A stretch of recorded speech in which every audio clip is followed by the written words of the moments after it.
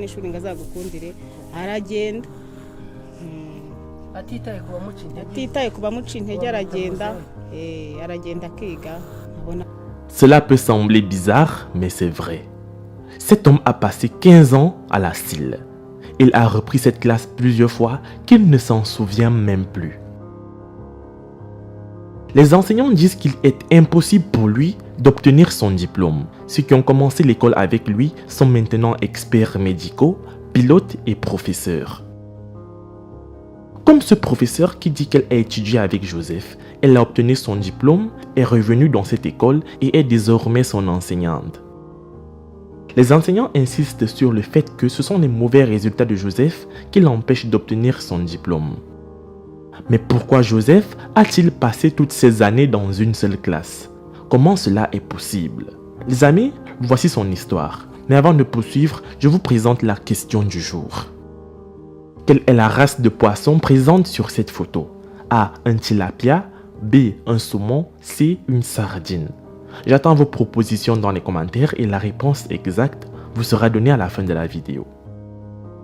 En raison du fait qu'il a passé de nombreuses années dans une seule classe, les autres élèves le tyrannisent et le trollent disant que sa tête est vide. On dit aussi qu'il touchera bientôt sa pension parce qu'il approche de l'âge de la retraite. La mère de Joseph dit que la dyslexie et l'oubli de son garçon pour l'apprentissage sont d'un autre niveau. Joseph se concentre pour faire plus d'efforts en classe, mais tous ses efforts sont vains. Et à la fin du trimestre, il est toujours dernier de la classe et personne ne se bat pour la dernière place avec lui. Il a 21 ans, mais personne ne croit qu'il est si vieux à cause de son nanisme, qui lui donne l'apparence d'un enfant. Je m'appelle Chantal, je suis enseignante dans cette école et j'enseigne Joseph. Il a étudié dans cette école pendant beaucoup d'années maintenant. J'ai commencé à lui enseigner depuis 2018. Il essaie d'être attentif en classe, mais il a un problème d'oubli. Chaque fois que j'enseigne une nouvelle leçon, je m'assure qu'il s'assoit avec d'autres enfants intelligents qui l'aideront également à comprendre le nouveau sujet. Mais au bout de quelques minutes, il oublie ce qu'il a appris.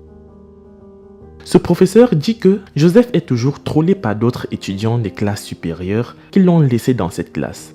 Il l'appelle toujours vieil homme et il n'est pas du tout content.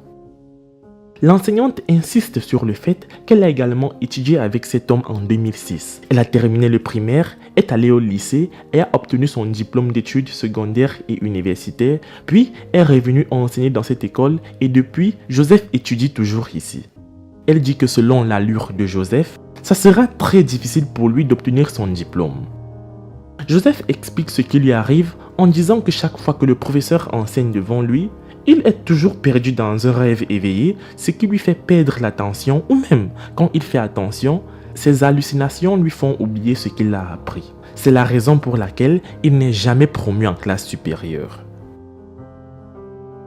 Il me troll et m'intimide en disant que je suis un vieil homme.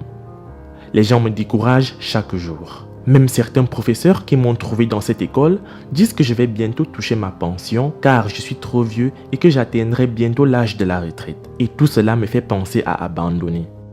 Mais ensuite, je me souviens que je m'étais promis que je ferais tout ce qu'il faut pour avoir mon diplôme. Peut-être que ça prendra trop de temps, mais je suis sûr qu'un jour je réussirai et je rendrai mes parents fiers. Je veux être président après avoir obtenu mon diplôme. Je suis suffisamment confiant et je suis sûr qu'un jour, je serai le président de ce pays. Je dois travailler dur en classe et apprendre davantage sur la politique afin d'être un bon leader et je sais que Dieu m'aidera. Joseph est mon deuxième né. L'histoire de l'éducation de mon fils est assez particulière mais aussi triste. Il a passé 15 ans dans une seule classe. Il a commencé à aller à l'école à l'âge de 6 ans. À partir de là, il n'a que repris. Il a maintenant 21 ans et a repris 15 fois.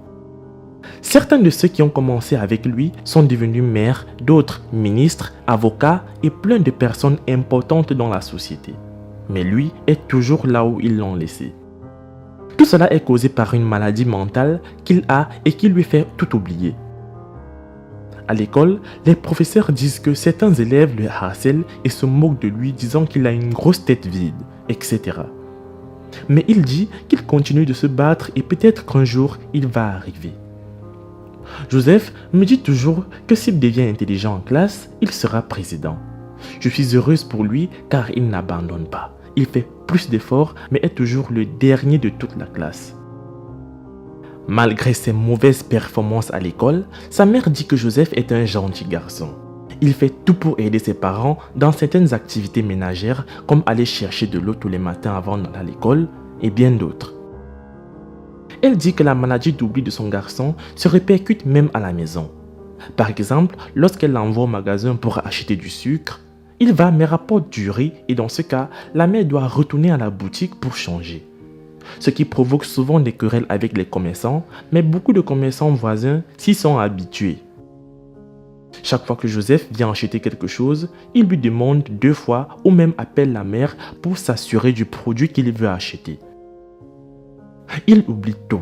Parfois, j'écris sur un morceau de papier et je lui dis de mémoriser ce qu'il va acheter ou simplement d'aller avec le papier au magasin.